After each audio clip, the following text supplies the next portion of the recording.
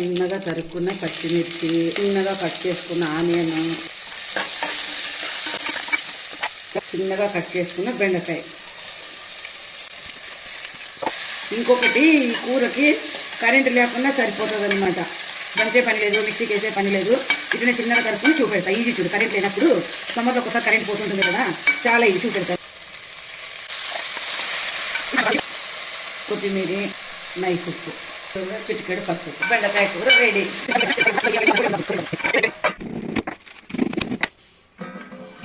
కచ్చా పచ్చగా తెల్లవై స్మెల్ కోసరమే చాలా బాగుంటుంది.